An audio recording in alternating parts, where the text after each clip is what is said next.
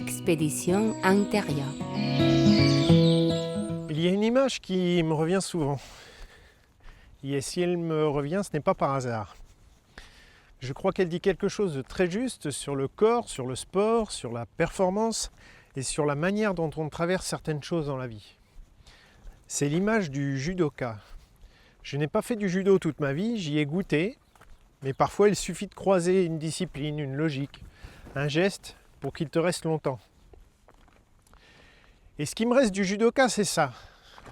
C'est quand une force arrive contre lui, il ne répond pas toujours en durcissant davantage. Il ne se jette pas forcément contre la force.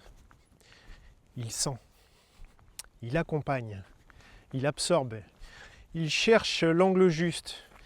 Et plus j'avance, plus je me dis que c'est une immense leçon.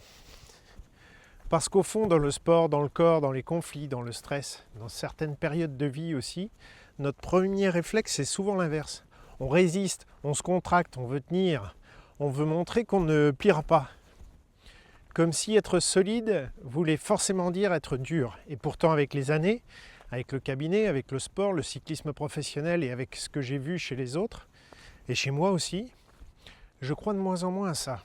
Parce que souvent, quand on résiste trop, quand on se raidit trop, quand on répond trop frontalement à ce qui pousse contre nous, on ne fait pas que se défendre. On s'use, on se durcit et parfois on casse. Et ça, je l'ai vu partout. Je l'ai vu dans les corps qui continuaient à fonctionner, mais avec de moins en moins de marge. Et je l'ai vu dans des sportifs qui continuaient à répondre, mais en payant ça de plus en plus cher. Je l'ai vu dans des systèmes qui tenaient encore extérieurement, alors qu'intérieurement, ça commençait déjà à se fermer. Et je l'ai vu aussi dans des relations humaines. Alors aujourd'hui, la question qui m'intéresse, c'est pas seulement comment être fort, la vraie question pour moi, elle est plus fine. Comment rester solide sans devenir rigide? Parce que dans le vivant, ce qui est trop rigide finit souvent par rompre. Alors que ce qui reste vivant, ce qui garde de l'adaptation, de l'écoute, de la respiration, de la marge, ça peut encaisser autrement. Ça peut traverser autrement. Et pour moi, c'est là que commence la leçon du judoka. C'est pas une leçon de combat, une leçon du corps, une leçon du mouvement, une leçon de régulation. Et je crois aussi une leçon de maturité. Alors je crois qu'il y a quelque chose d'important à comprendre. On ne devient pas rigide pour rien. On ne se ferme pas par hasard. La plupart du temps, si on se tend, si on se raidit, si on répond trop vite, si on se met en défense, c'est parce qu'il y a une partie de nous qui essaye de protéger quelque chose. Et ça, pour moi, c'est important. Parce que sinon, on tombe vite dans des jugements faciles. On se dit « Ah, je suis comme ça. Il est comme ça, elle a mauvais caractère, moi je réagis trop. Lui, il est trop dur, celui-là, il est nul. » Mais souvent, c'est plus profond que ça. Souvent, derrière la rigidité, il y a de la protection. Il y a quelque chose qui a appris à se méfier, à se préparer, à ne pas trop se relâcher. Et ça peut venir de plein d'endroits. Ça peut venir du sport, ça peut venir de la famille, ça peut venir du travail, d'un contexte où il a fallu tenir, d'une période où il a fallu encaisser, d'une ambiance où le système a compris qu'il valait mieux rester prêt. Moi, ce que j'ai vu avec les années, c'est que le système, il apprend très vite. Le corps, il apprend. Le système nerveux, il apprend. L'être humain, il apprend. Il apprend les ambiances, il apprend les tensions, il apprend les tons, il apprend les moments où il vaut mieux se contracter parce qu'il sent qu'il peut se passer quelque chose. Et après, le problème, c'est que même quand le danger n'est plus vraiment là, la réponse, elle peut rester. Le corps monte plus vite, la respiration se bloque, elle se bloque plus vite, on se ferme plus vite, on répond tout plus vite, on se prépare plus vite. Comme si quelque chose en nous disait « Attention, protège-toi ». Et souvent, ça va très vite, même trop vite. Avant même qu'on ait compris qu'on est en train de ce qui est en train de se passer, c'est là que ça devient intéressant. Parce qu'on croit souvent qu'on réagit à la situation présente, mais en réalité, on réagit parfois aussi à quelque chose de plus ancien, à une mémoire, à une alerte déjà connue, à une manière qu'a eu le système de s'organiser pour tenir. Et donc à partir de là, la question n'est plus seulement pourquoi je suis comme ça. La vraie question, ce serait plutôt qu'est-ce que cette rigidité essaye de protéger. Et ça change beaucoup de choses. Parce qu'à partir du moment où tu commences à regarder ça comme ça, tu juges moins, tu comprends mieux. Tu comprends mieux chez toi, tu comprends mieux chez les autres. Et tu comprends aussi qu'une rigidité au départ, ce n'est pas forcément un problème. Au départ, c'est souvent une solution. Le problème, c'est quand cette solution devient permanente et quand le système ne sait plus redescendre. Quand il ne sait plus faire la différence entre se protéger et vivre contracté. Et pour moi, c'est là qu'on commence à toucher quelque chose de juste. Et ce qui me paraît important aussi, c'est de dire que tout ça ne reste pas dans la tête. Parce qu'on entend souvent ça. Le stress, les tensions, les conflits, la peur, le besoin de contrôle. Comme si tout ça restait quelque part en haut, dans le mental.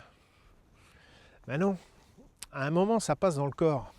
Et parfois même le corps le raconte avant qu'on ait réussi à mettre des mots dessus. Ça, je l'ai vu des milliers de fois. En cabinet. Aussi sur le terrain. Je l'ai vu dans le sport, je l'ai vu dans le haut niveau. Et aussi chez des gens qui ne sont pas du tout dans la performance. Quand un système commence à se rigidifier, ça se voit. Pas toujours de manière spectaculaire, mais ça se voit. La respiration monte, elle devient plus haute, plus thoracique, plus courte parfois. Le ventre participe beaucoup moins.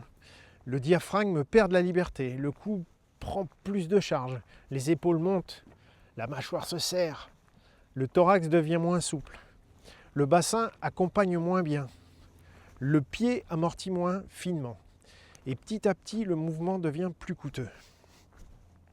C'est ça qui m'intéresse beaucoup, parce qu'on croit souvent qu'en se raidissant on devient plus fort, alors qu'en réalité très souvent on devient surtout plus cher en énergie, plus cher en fatigue, plus cher en douleur, plus cher en récupération, plus cher en disponibilité intérieure. Et là pour moi il y a quelque chose de central. Plus on se rigidifie, moins on a de marge. Moins de marge pour respirer, moins de marge pour amortir, moins de marge pour récupérer, moins de marge pour s'adapter tout simplement. Et dans le sport, ça se voit très bien. Quelqu'un peut continuer à s'entraîner, continuer à courir, il peut continuer à pédaler, il peut continuer à performer parfois, mais si le système commence à se fermer, le coût monte. Le geste devient moins économique. La récupération descend moins profond. Le souffle accompagne moins bien et le corps compense davantage. Et parfois on croit qu'on manque seulement de forme, alors qu'en réalité, on commence surtout à manquer de marge. C'est pour ça que pour moi, le corps ne ment pas. Il raconte très vite si un système est encore libre ou s'il est déjà en train de fonctionner sous compression. Et là, c'est pas juste une question de tension musculaire, c'est plus large que ça. C'est une manière d'habiter l'effort, une manière d'habiter l'espace, une manière d'habiter le quotidien. Le corps, il continue parfois à faire le travail, mais il le fait avec moins de jeu. Et quand il y a moins de jeu, il y a aussi moins de liberté. Alors pour moi, la vraie question, c'est pas seulement est-ce que ça marche encore ? La vraie question, c'est plutôt à quel prix ça marche encore ? Parce que c'est souvent là qu'on commence à comprendre si un système est en train de construire ou s'il est déjà en train de payer. Et dans tout ce que j'ai vu, avec les années, dans le soin comme dans le sport, c'est une distinction essentielle. Et derrière ça, il y a aussi quelque chose de très important. Le système nerveux, il apprend très vite. Il apprend parfois vraiment très très vite, c'est très rapide. Et ça, je crois qu'on ne le mesure pas assez. Parce qu'on imagine souvent que si le danger n'est plus là, alors le corps il devrait se détendre. Le système devrait redescendre. Et tout devrait rentrer dans l'ordre. Mais en réalité, c'est pas si simple. Quand un être humain ou même un animal a traversé plusieurs fois des moments de tension, de mise en danger, de pression, de peur, de chaos, ou tout simplement un climat où il fallait être prêt, le système enregistre. Il apprend les signaux, un ton de voix, un cri, une manière de regarder, une porte qui claque, une ambiance, un silence inhabituel. parfois même une sensation dans le corps.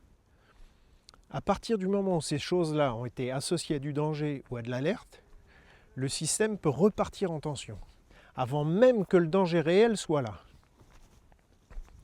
Et ça, c'est capital, parce que du coup, on ne réagit pas seulement à ce qui est en train de se passer, on réagit aussi à ce que le système a appris à reconnaître comme menaçant. Et parfois, ça va très vite. Le corps se tend, la respiration change, la vigilance monte, la défense se met en place. Et tout ça avant même qu'on ait eu le temps de réfléchir. C'est pour ça que j'ai envie de poser cette phrase-là. Le système nerveux ne réagit pas seulement au danger réel, il réagit aussi à ce qu'il a appris à reconnaître comme danger. Et quand on comprend ça, on comprend aussi pourquoi certaines personnes semblent surréagir. Pourquoi certains corps se tendent tout de suite. Pourquoi certaines situations réveillent énormément de choses, alors qu'objectivement, sur le moment, il ne se passe peut-être pas grand-chose. Ou quelque chose de pas aussi grave. En fait, il n'y a pas que le présent qui agit. Il y a aussi la mémoire du danger, la mémoire du climat, les mémoires de ce que le système a dû mettre en place pour tenir. Et parfois le plus dur, ce n'est même pas le danger lui-même. C'est le fait que la réponse reste active ensuite. Alors le moment il est passé, le contexte a changé, la menace n'est plus vraiment là, mais le système, lui, continue à vivre, comme s'il devait rester prêt. Et là, on n'est plus seulement dans la vigilance, on est dans une manière d'habiter le monde. Toujours un peu haut, toujours un peu tendu, toujours un peu prêt à repartir. Et ça, évidemment, ça a un coût. Ça a un coût nerveux, ça a un coût énergétique, ça a un coût respiratoire. Ça a un coût dans la récupération aussi. Parce qu'un système qui reste longtemps dans cette logique-là, il consomme énormément. Il consomme de l'attention, il consomme de l'énergie, il consomme de la paix. Et parfois, c'est même pas spectaculaire. C'est pas forcément une crise. C'est pas forcément quelque chose qu'on voit tout de suite. Parfois, c'est plus discret, plus sournois. Il y a une difficulté à relâcher, une difficulté à redescendre, une difficulté à récupérer vraiment, une difficulté à rester tranquille sans repartir dans le contrôle, dans l'anticipation, dans la tête. Et c'est là que pour moi, il y a une autre phrase qui devient importante. La rigidité nerveuse n'est pas toujours un choix, c'est souvent un apprentissage. Et ça change le regard. Parce qu'à partir de là, on commence à comprendre que derrière certaines rigidités, derrière certains comportements, derrière certaines défenses, il n'y a pas seulement de la dureté ou du caractère, le fameux caractère. Il y a souvent un système qui a appris à survivre comme ça. Le problème, c'est qu'à partir d'un moment, ce qui a protégé commence aussi à enfermer. Et c'est souvent là qu'on commence à payer. Et quand un système commence à vivre comme ça ne reste pas seulement dans le corps ou dans le système nerveux. À un moment, ça entre aussi dans la relation.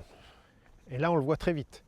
Parce qu'une personne qui était déjà tendue, déjà sur la défensive ou déjà un peu saturée intérieurement, ne va pas seulement respirer différemment ou bouger différemment. Elle va aussi entrer dans un lien autrement. Elle va écouter moins librement, elle va interpréter beaucoup plus vite. Elle va se sentir touchée ou envahie ou menacée beaucoup plus rapidement. Elle va répondre plus vite aussi, parfois trop vite. Et là encore, ce n'est pas forcément de la mauvaise volonté. C'est souvent un système qui a déjà peu de marge. Et comme quand il y a peu de marge, il y a peu de souplesse. Très vite, une remarque devient une attaque. Un désaccord devient un affrontement. Une limite devient un rejet. Un silence devient une menace. Et au fond, c'est là que beaucoup de choses se compliquent. Parce qu'on croit qu'on est en train de répondre à ce que dit l'autre. Mais souvent, on est aussi en train de répondre à tout ce que sa présence réveille en nous.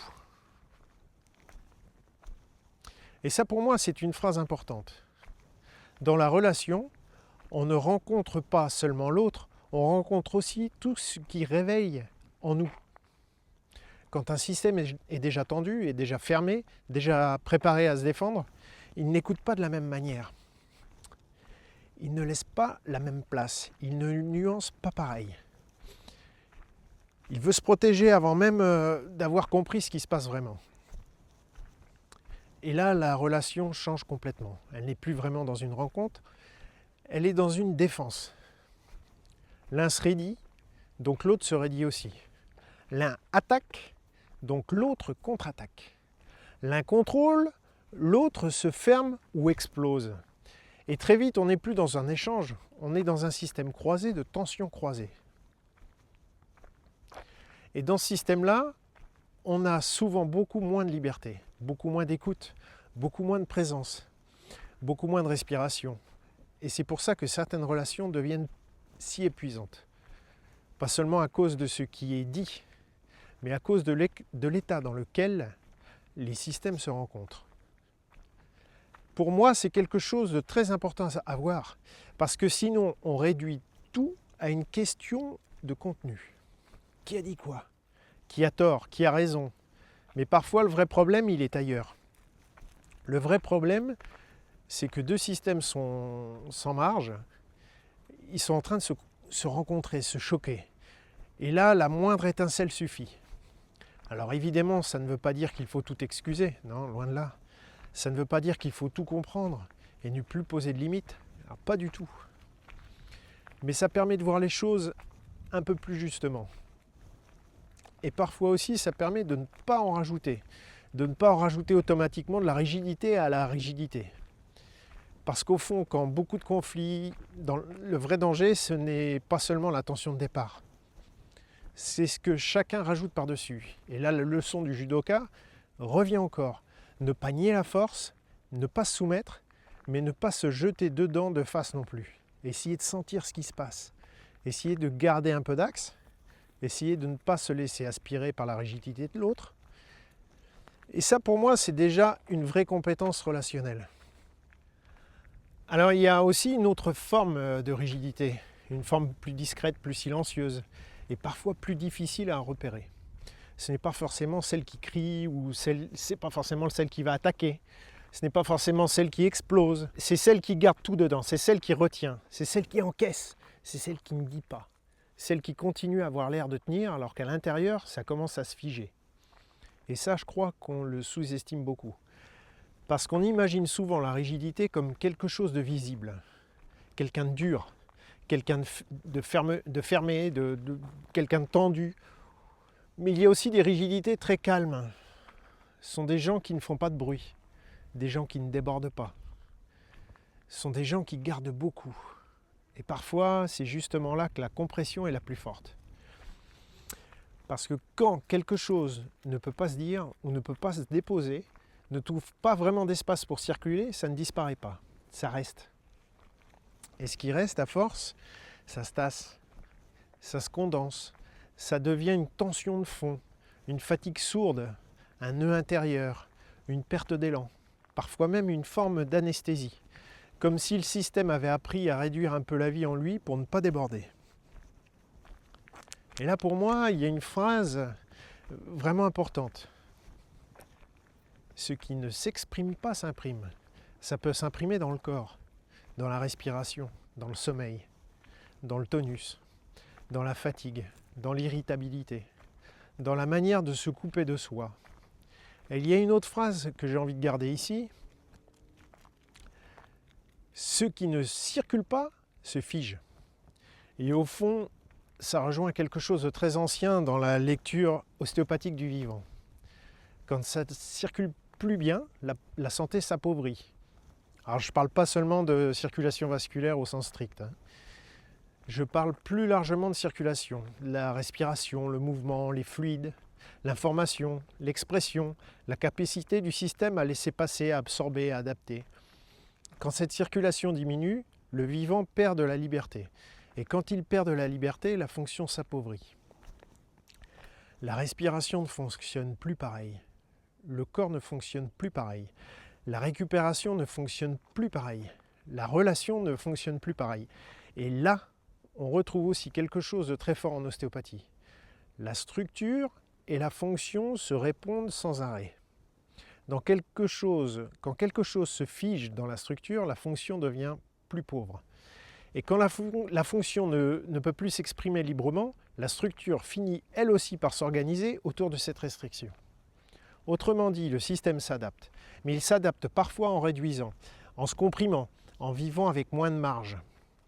Et ça pour moi c'est déjà du terrain, c'est déjà du bioterreno. Parce qu'à partir de là, on ne peut plus regarder un être humain comme un simple symptôme ou comme une simple structure.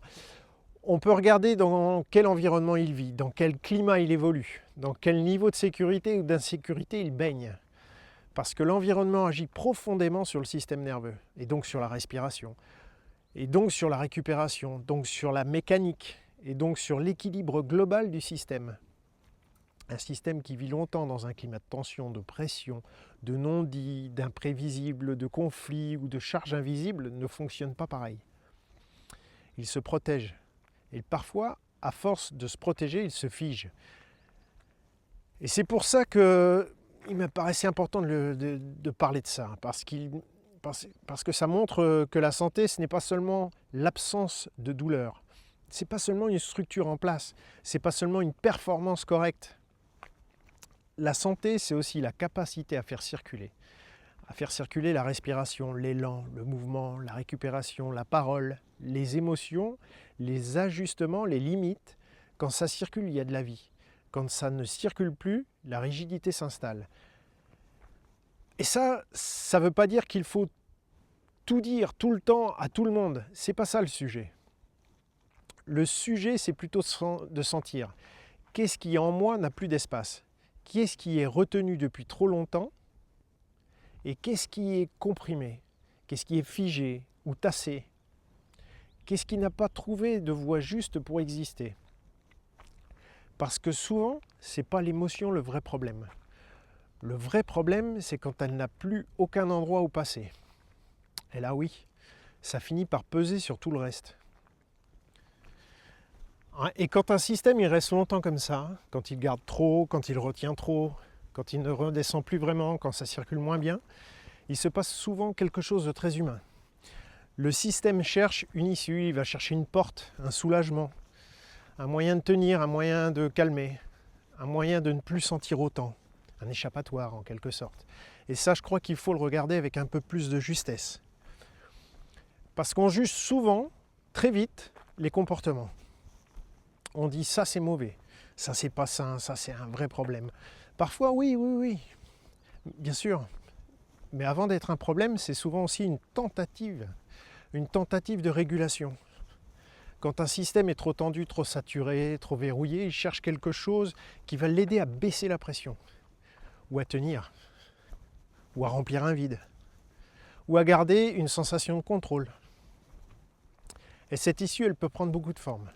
Ça peut être un produit, ça peut être l'alcool, ça peut être les médicaments, la nourriture, le sucre ou autre chose. Ça peut aussi être un comportement. Ça peut être le sport poussé trop loin comme la bigorexie, le travail sans arrêt, l'agitation permanente, l'impossibilité de s'arrêter. Ça peut être le téléphone, les écrans, la dépendance affective, le besoin de stimulation continue. Et parfois c'est encore plus discret. C'est le contrôle, le perfectionnisme, la restriction, le besoin de tout cadrer, le besoin de ne rien laisser dépasser. Et là, je crois qu'il faut dire quelque chose de très important. La rigidité ne cherche pas seulement à tenir, elle cherche aussi à soulager ce qu'elle ne sait pas réguler autrement. Et ça change beaucoup de choses. Parce qu'à partir de là, on comprend mieux pourquoi certaines conduites sont si difficiles à lâcher. C'est pas seulement parce qu'elles font du bien, c'est parce qu'elles servent à quelque chose. Elles servent à calmer, à anesthésier, à compenser, à éviter le débordement, à garder la main. Le problème, c'est qu'elles soulagent souvent à court terme et qu'elles rigidifient encore plus à long terme.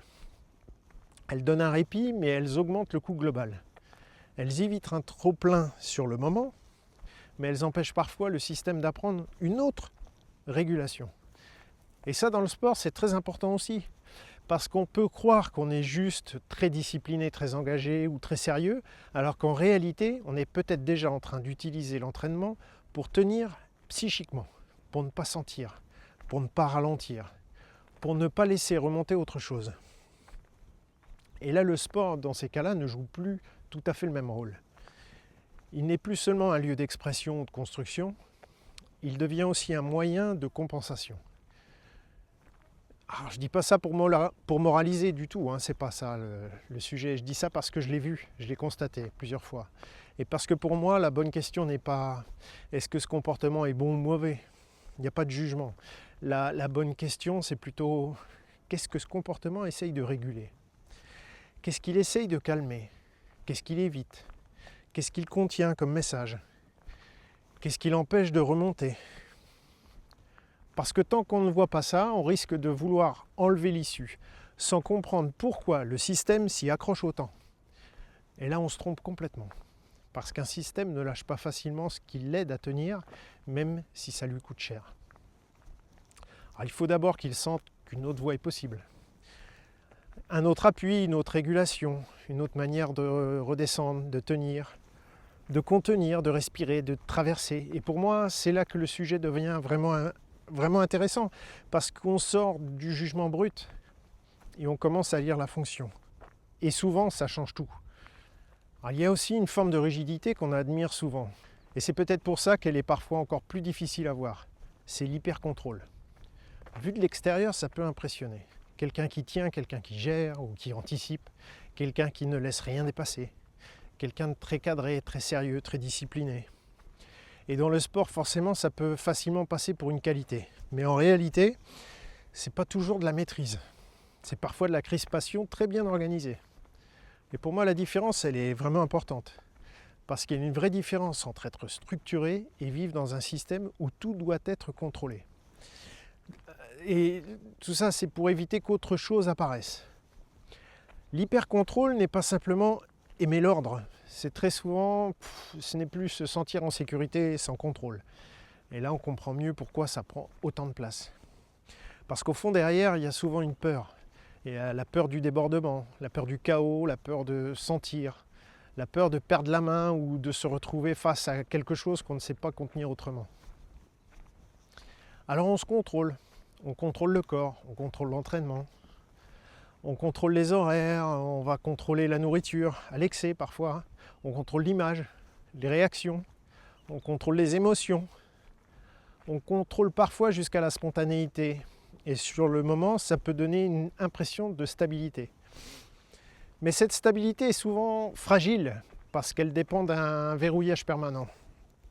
Et un verrouillage permanent, ça coûte en énergie, en souplesse, ça coûte en joie, ça coûte en relation, en respiration intérieure. Et dans le sport, ça peut aller très très loin. On peut le voir dans certaines formes de restriction.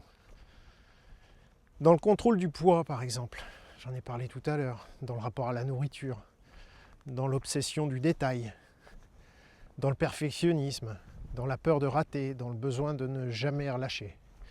Et parfois, oui, dans des formes plus extrêmes aussi.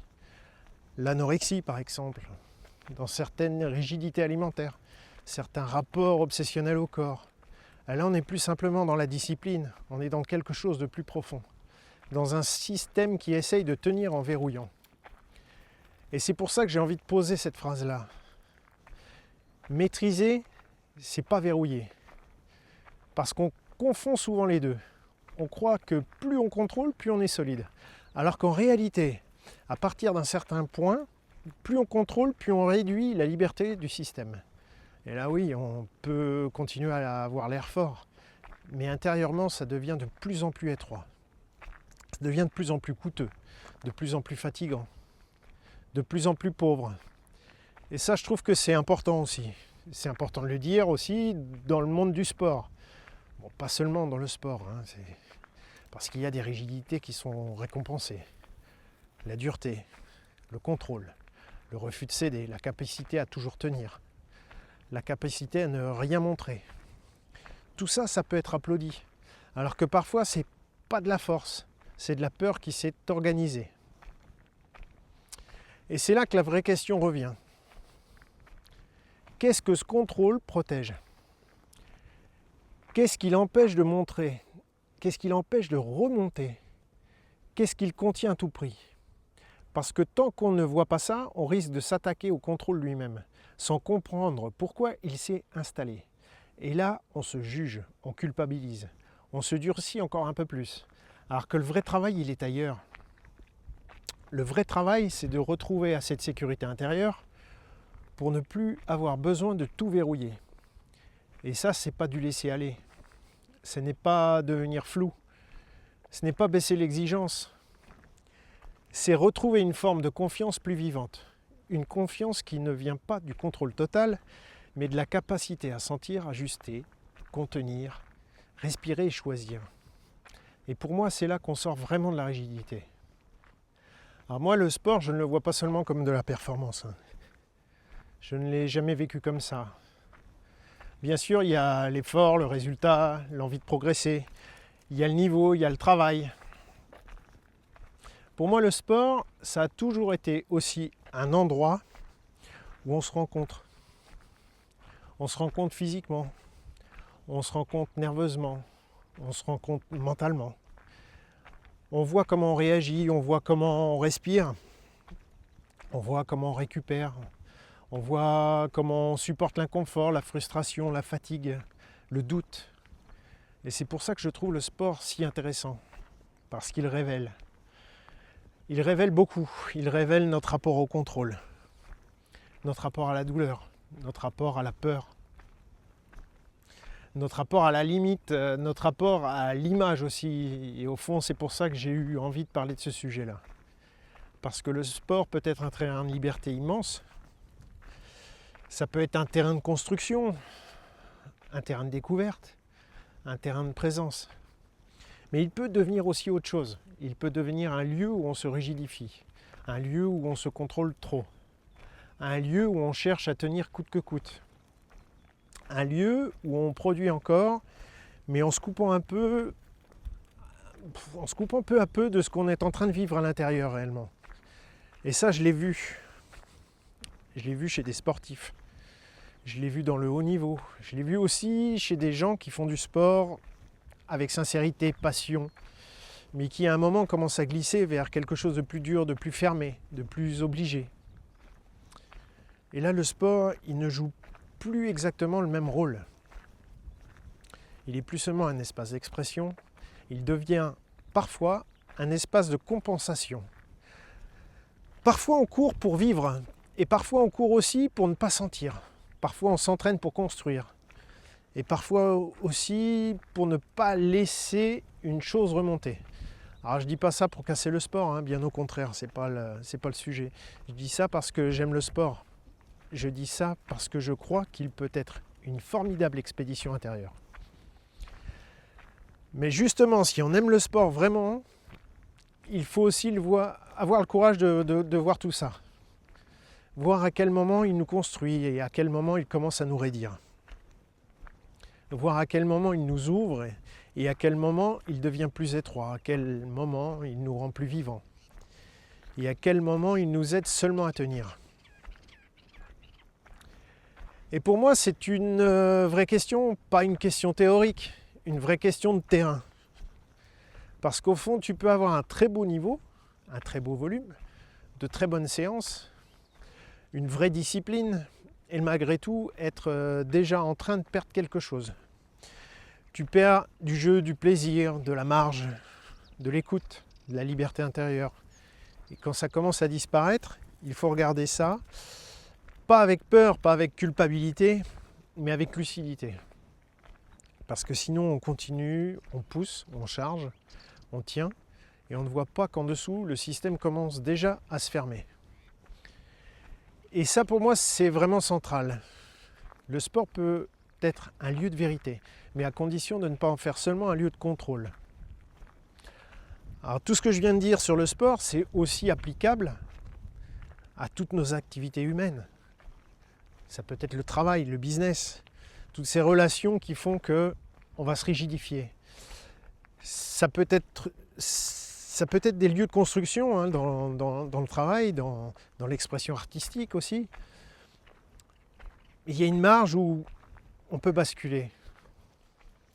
Alors pour en revenir, quand on passe au sport de haut niveau, tout ça devient encore plus sensible.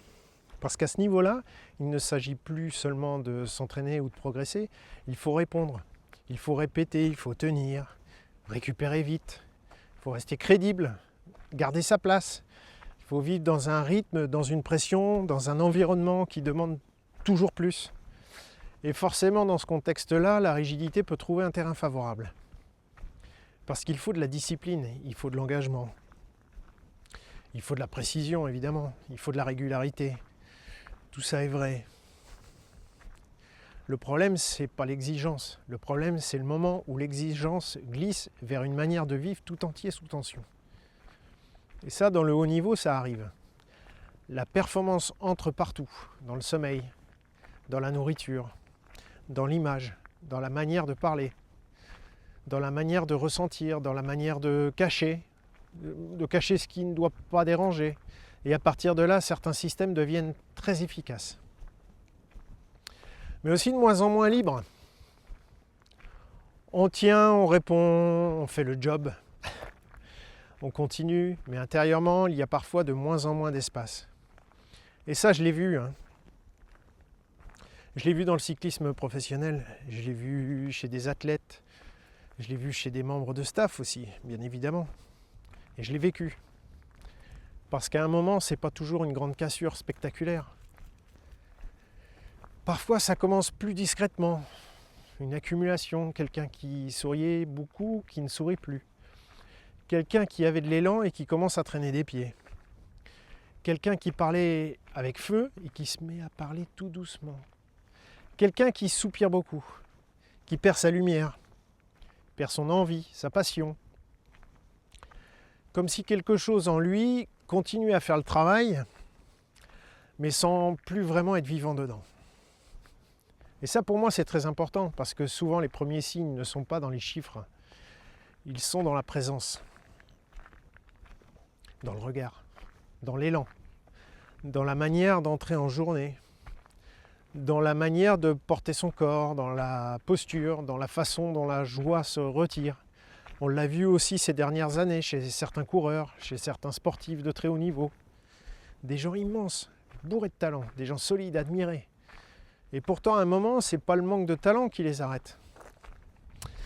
C'est pas le manque de courage non plus, c'est le système dans son ensemble qui n'a plus assez d'air. Ça s'appelle le burn-out, la saturation, le besoin de prendre de la distance, le besoin de sortir d'un environnement devenu trop pesant, comme si à un moment continué revenait à se perdre encore davantage. Et ça, je trouve que c'est important de le dire. Parce que souvent à l'extérieur, on regarde ça avec des grilles très pauvres. On pense fragilité, manque de mental. Ou au contraire, on tombe dans les caricatures. Alors qu'en réalité, parfois, c'est simplement un système qui est allé être trop loin dans la compression. Et là, j'ai envie de garder cette phrase-là. La rigidité peut soutenir un temps la performance, mais elle peut finir par l'étouffer. Alors au début, ça aide à tenir, à produire, à serrer les dents, continuer malgré tout, mais ça devient le seul mode de fonctionnement. Le coup finit par le monter. Et à un moment, le système ne répond plus pareil. Ou il répond encore, mais de façon plus chère, plus coûteuse. Et moi, je le dis aussi parce que ça m'a concerné.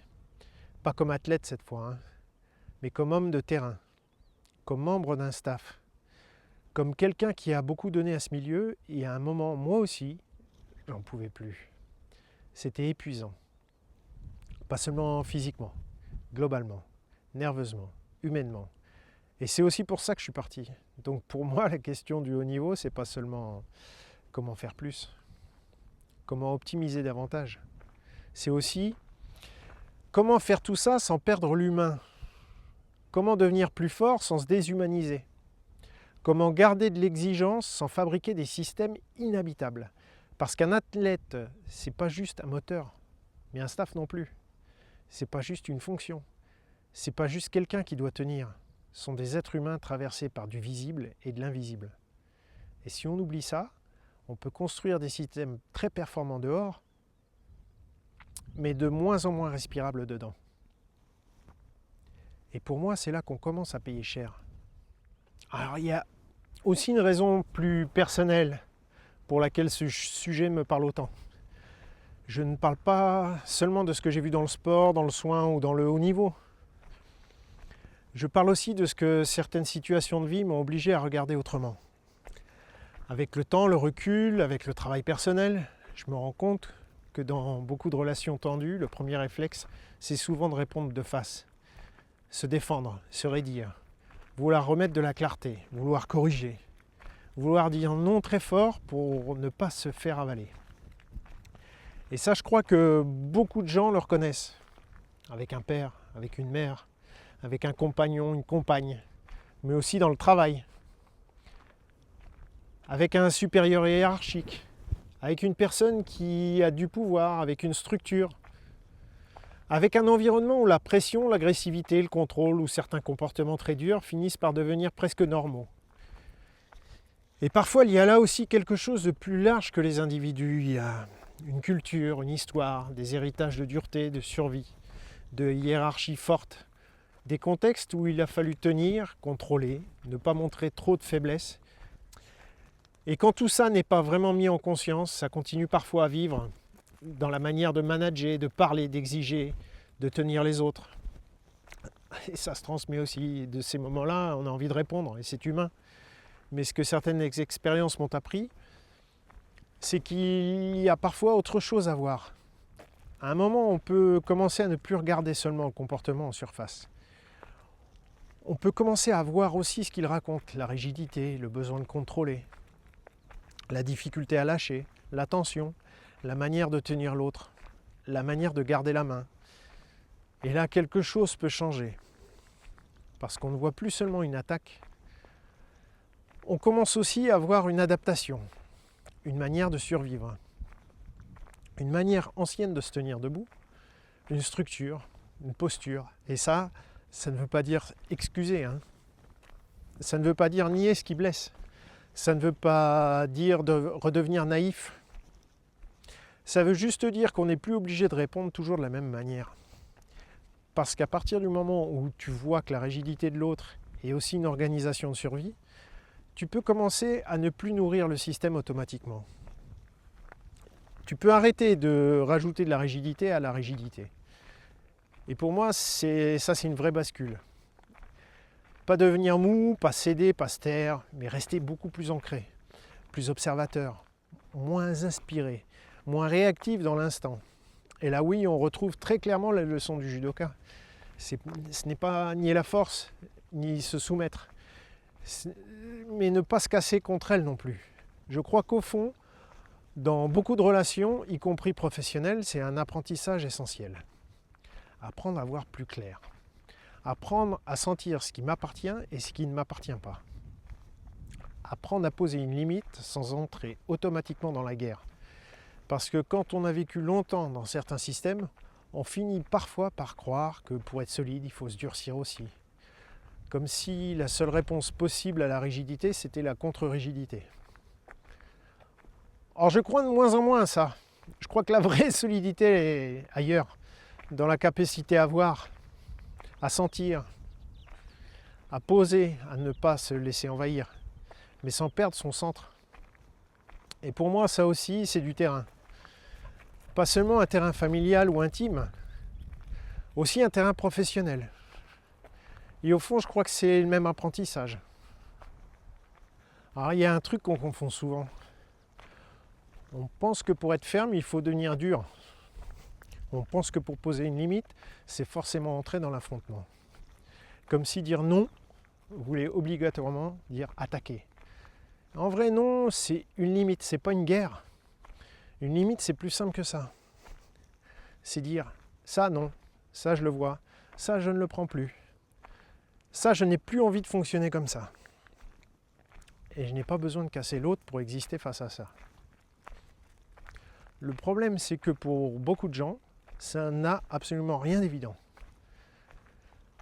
Quand tu as vécu dans des systèmes tendus, contrôlants, instables ou très chargés émotionnellement, poser une limite réveille souvent de la peur du conflit, la peur d'aggraver les choses, ou la peur d'être rejeté, la peur de blesser, et parfois aussi la peur de devenir violent toi-même en voulant juste te protéger.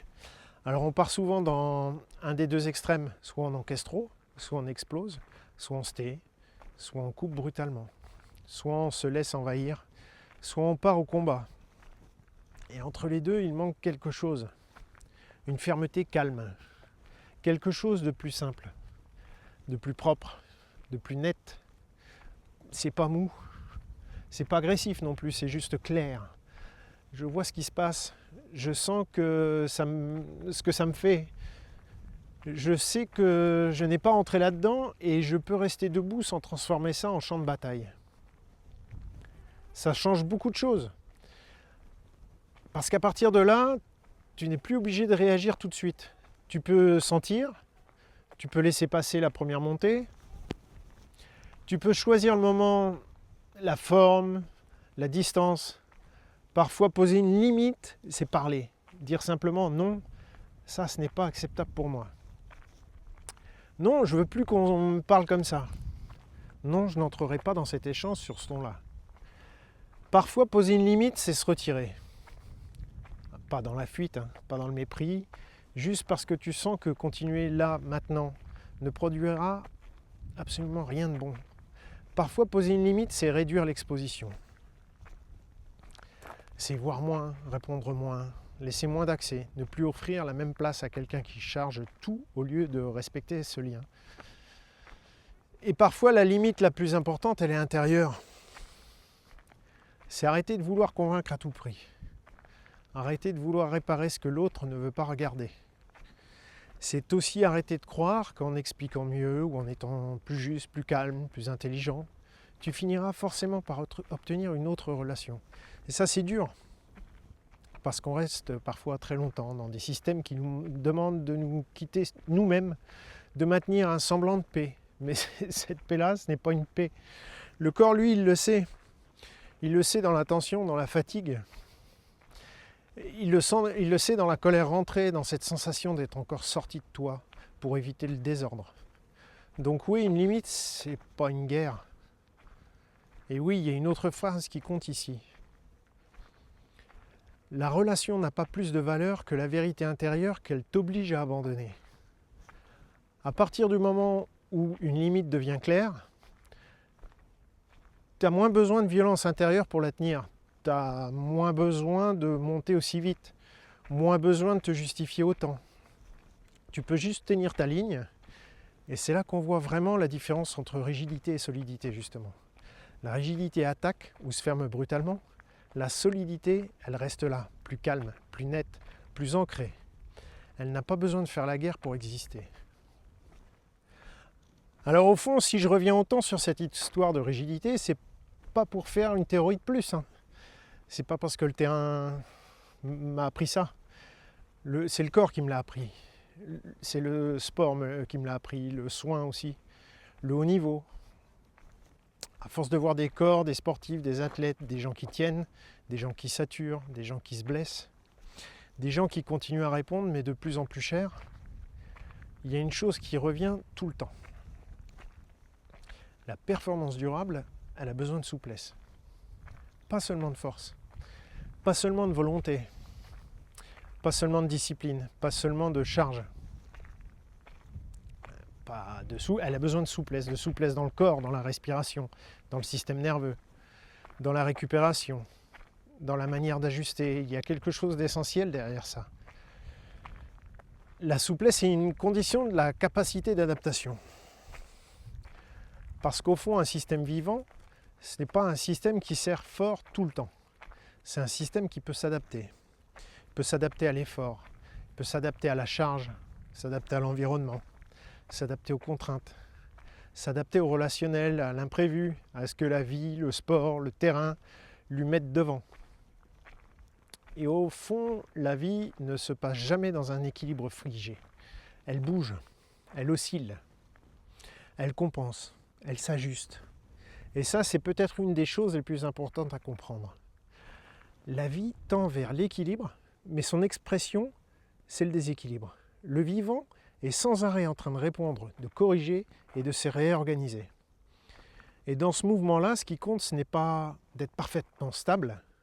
Ce qui compte, c'est de pouvoir s'adapter, de retrouver de la marge, de retrouver un axe et de retrouver une réponse juste. Parce qu'un système vivant, ce n'est pas un système immobile. C'est un système capable de traverser du déséquilibre sans se perdre.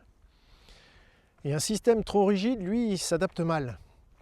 Il peut tenir un moment, il peut impressionner, il peut produire, mais il a moins d'options. Il a moins de marge. Il a moins de nuances, moins de liberté dans sa réponse. Et à court terme, oui, ça peut marcher. Dans une course, dans un bloc d'entraînement, dans une période où il faut répondre. Si cette rigidité devient le mode principal du système, le coût il finit par monter. Le geste devient moins économique. Le souffle accompagne moins bien. La récupération descend moins profond. Le corps il va compenser plus. Le système nerveux il relâche moins. Et même quand la performance est encore là, le prix commence déjà à augmenter. C'est pour ça que la vraie question pour moi, c'est pas seulement est-ce que ça passe. La vraie question, c'est dans quel état le système il passe. Et aussi, à quel prix. Parce qu'un athlète peut faire le travail, il peut produire, rassurer tout le monde à l'extérieur. Et pourtant, à l'intérieur, perdre peu à peu ce qui fait la vraie qualité du système vivant. De la marge, de l'élasticité, de l'adaptation, de la récupération, de la circulation. Et ça, dans le sport, c'est fondamental. Parce qu'au fond, la vraie solidité n'est pas la même chose que la rigidité. La rigidité peut impressionner. La solidité, elle dure davantage. La rigidité, elle serre, la solidité, elle organise. La rigidité, elle réduit les options. La solidité garde de la marge. Et pour moi, c'est là que l'image du judoka, elle reste encore très juste. Dans le sport aussi, tout ne se gagne pas en poussant plus fort contre ce qui résiste. Parfois, on progresse davantage en retrouvant une meilleure respiration, une meilleure qualité d'appui, une meilleure coordination, une meilleure récupération, une meilleure écoute de ce qui commence à saturer. Alors autrement dit, la qualité de la réponse compte souvent plus que la brutalité de l'effort. Et ça, on devrait le rappeler beaucoup plus. Parce qu'il y a encore beaucoup de culture de la performance où l'on admire la dureté avant de comprendre le prix qu'elle fait payer. Alors que le très bon niveau, souvent, n'est pas seulement une affaire d'intensité. C'est une affaire d'économie, d'organisation, de finesse, de régulation. Et surtout de capacité d'adaptation. Parce qu'au fond, sans capacité d'adaptation, il n'y a pas de performance durable. Il y a juste de la tenue temporaire. Et pour moi, c'est là que ce sujet devient central. Parce que si on parle de sport, de soins, de terrain, de performance, alors on ne peut pas se contenter de célébrer la force brute. Il faut parler de la qualité du système, de sa liberté, de sa capacité à moduler, de sa capacité à s'adapter, sans se verrouiller complètement. C'est exactement ça que je cherche depuis le début de cet épisode, c'est rester solide sans devenir rigide, dans un corps, dans un entraînement, dans une saison, dans une carrière, dans une relation à l'effort ou aux autres, et dans la relation à soi. Parce qu'à long terme, ce n'est pas la rigidité qui soutient le mieux la performance. C'est une forme de souplesse.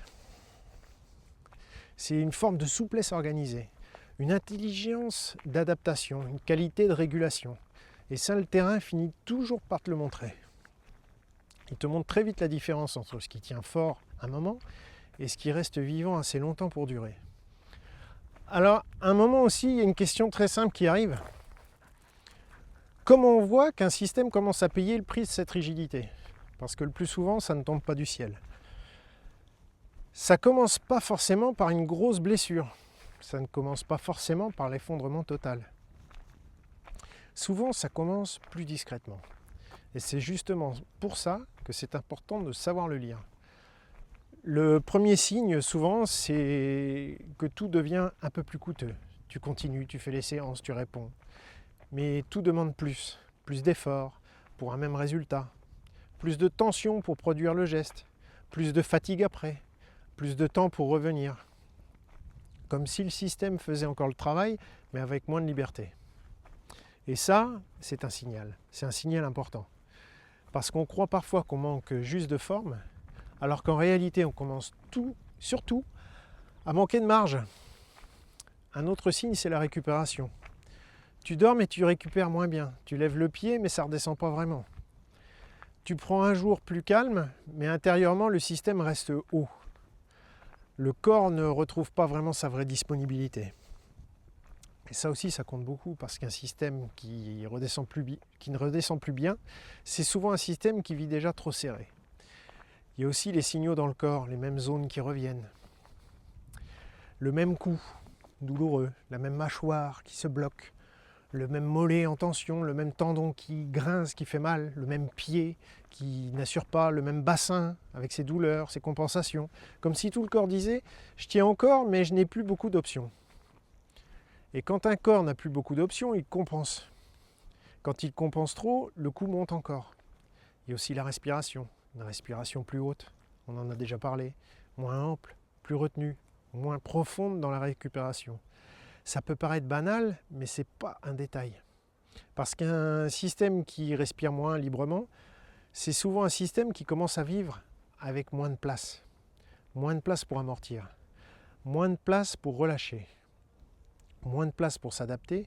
Il y a aussi les signes plus humains, l'irritabilité, le fait d'être vite agacé, le plaisir qui baisse, la peur de ralentir, le besoin de contrôler davantage, le repos qui devient presque menaçant, la relation aux autres plus compliquée.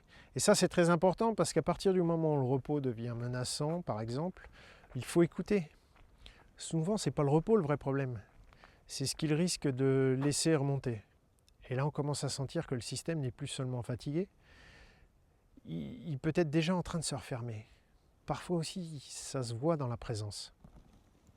Il y a moins d'élan, on en a parlé aussi. Il y a moins de lumière, moins de sourire. Quelqu'un qui était vivant, engagé, présent, et qui commence à traîner un peu, à soupirer davantage, à parler plus bas, à être là mais moins dedans. Et pour moi, ça aussi, ce sont des signes, parce que les premiers signes ne sont pas toujours dans les chiffres, dans les datas. Ils sont souvent dans la présence, dans la manière d'entrer dans une journée, dans la manière de porter le corps, dans la façon dont la joie se retire. Alors bien sûr, il ne faut pas surinterpréter la moindre fatigue, ça peut arriver. Mais le sport c'est pas linéaire. Il y a des passages, il y a des charges, il y a des jours où ça répond moins. Le sujet, c'est pas s'inquiéter de tout, du moindre détail. Le sujet, c'est de sentir une tendance. Et ce que le système garde, est-ce que le système garde encore de la variété? Est-ce qu'il garde de la fraîcheur? Ou est-ce qu'il garde du plaisir? Ou est-ce qu'il garde encore de la récupération réelle? Est-ce qu'il garde plusieurs façons de répondre? Ou est-ce qu'au contraire, il devient de plus en plus serré? De plus en plus prévisible? De plus en plus coûteux? De plus en plus étroit? Pour moi, le vrai signal d'alerte, il est souvent là. Quand le système n'a plus beaucoup de solutions, parce qu'un système vivant, même fatigué, il garde encore de la variabilité. Il garde encore de la nuance, il garde encore du jeu. Un système qui se rigidifie, lui, il perd tout ça. Il continue parfois à faire illusion, mais il fonctionne sur un rail de plus en plus étroit. Et à partir de là, il y a la blessure, la saturation, la perte de performance ou l'épuisement. Ce ne sont plus vraiment des surprises. Ils deviennent des conséquences possibles. Comme s'il fallait résumer en une phrase, je dirais juste ça. Ne regarde pas seulement si le système répond, regarde comment il répond. Et surtout, ce que ça lui coûte. Alors quand on commence à voir ces signes-là, la question qui arrive très vite, c'est qu'est-ce qu'on fait? Parce qu'en pratique, c'est pas si simple. Surtout quand on aime ce qu'on fait. Surtout quand on a des objectifs. Surtout quand on est engagé. Surtout quand on s'est construit avec l'idée qu'il faut tenir. Et là, le premier piège, c'est souvent le même. Répondre à la rigidité par encore plus de rigidité. Plus de contrôle, plus de volonté, plus de charge, plus de pression. Comme si un système déjà tendu, il allait retrouver de la liberté en étant encore plus serré. Et souvent, c'est là qu'on s'enferme. Parce qu'on sent bien qu'il y a quelque chose qui se ferme. Mais le seul langage qu'on connaît encore, c'est forcer plus. Alors parfois, la bonne réponse, c'est pas d'en rajouter. Parfois, la bonne réponse, c'est d'ajuster. Et ça, dans le sport, c'est une vraie bascule. Ajuster, ce n'est pas abandonner. Ajuster, ce n'est pas devenir faible. Ajuster, ce n'est pas perdre son ambition. Ajuster, c'est redonner au système ce qu'il commence à perdre. C'est-à-dire de la marge, de la qualité, de la respiration, de la récupération, de la variabilité. Le premier repère pour moi, c'est de revenir au corps. pas seulement au chrono, ni aux data, pas seulement au plan, pas seulement à ce qui était prévu. C'est revenir à comment ça respire, comment ça récupère, comment ça se pose au sol, comment ça encaisse, comment ça redescend après l'effort, comment ça s'équilibre. Est-ce que le geste reste libre ou est-ce qu'il devient de plus en plus tiré, de plus en plus coûteux? Le deuxième repère, c'est de remettre de la variation. Un système qui se rigidifie vit trop souvent sur un seul mode. Toujours tendu, toujours cadré, toujours dans la même logique, toujours dans la même intensité. Or le vivant, il a besoin de variété dans les rythmes, dans les intensités, dans les appuis, dans les sollicitations, de variété aussi dans la manière d'habiter les séances. Parfois ce n'est pas plus qui manque, c'est plus de nuances.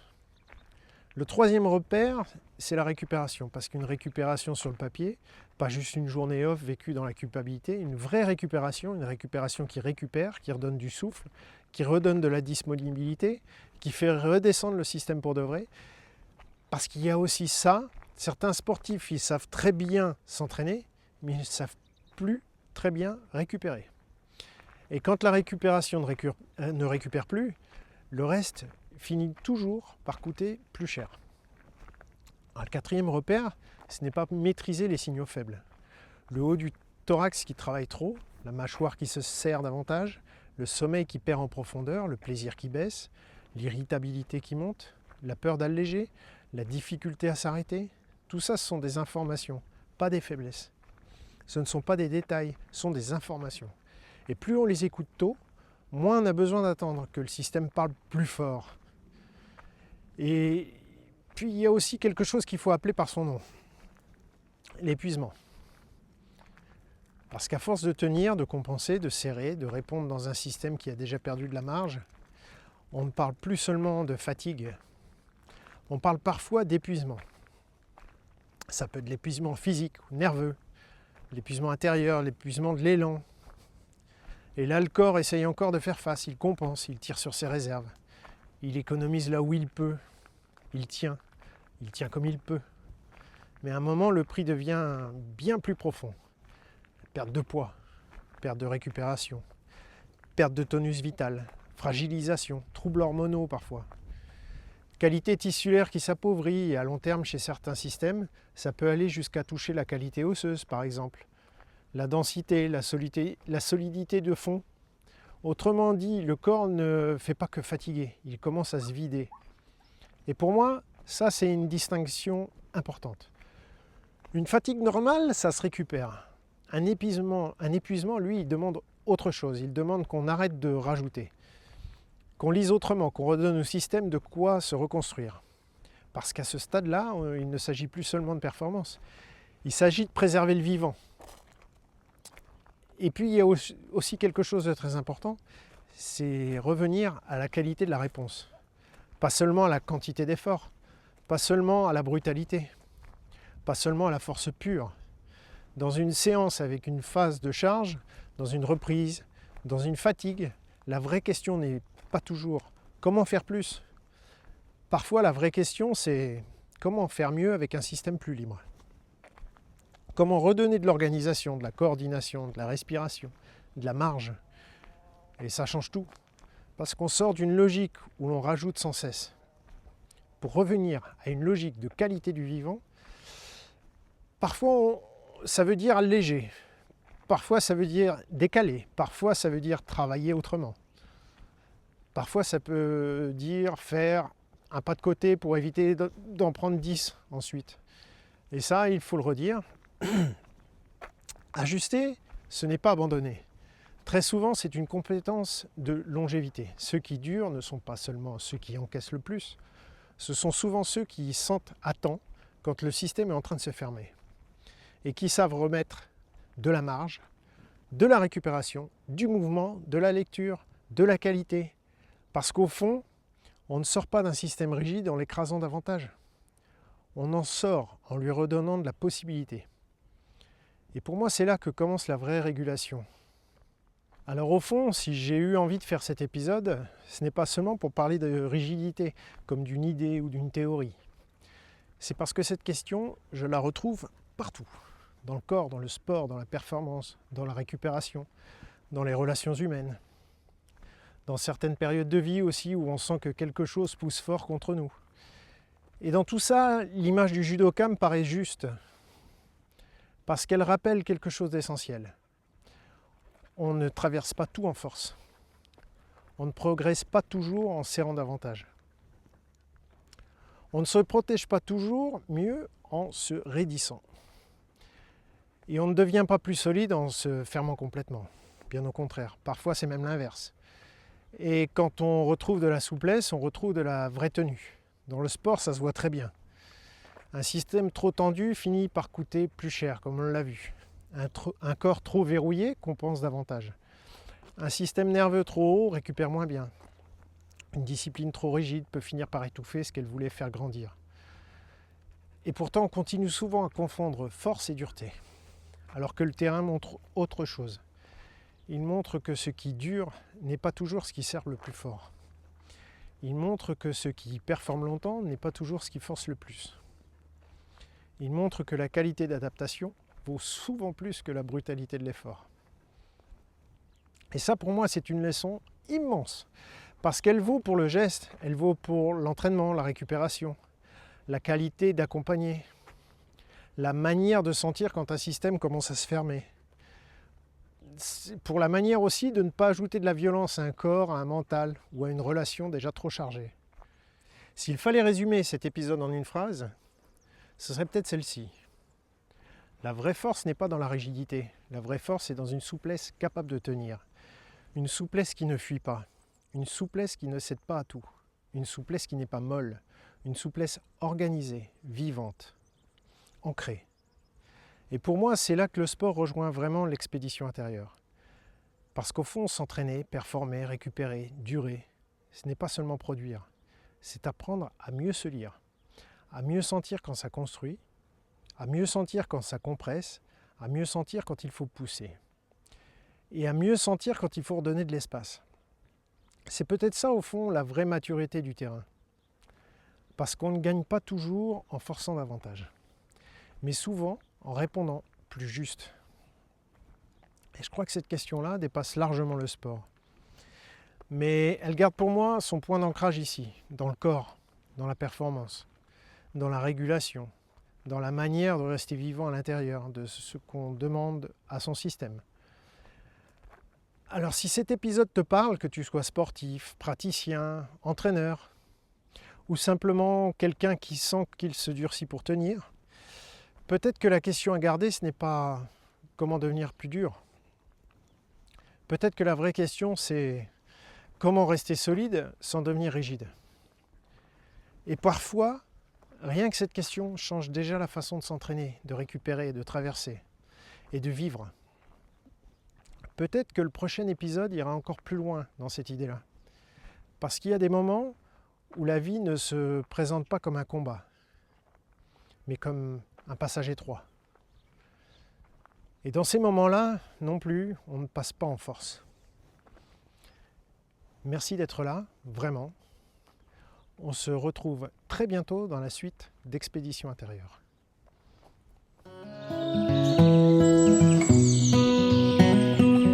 À bientôt pour une nouvelle expédition intérieure. Abonne-toi, commente et donne un like.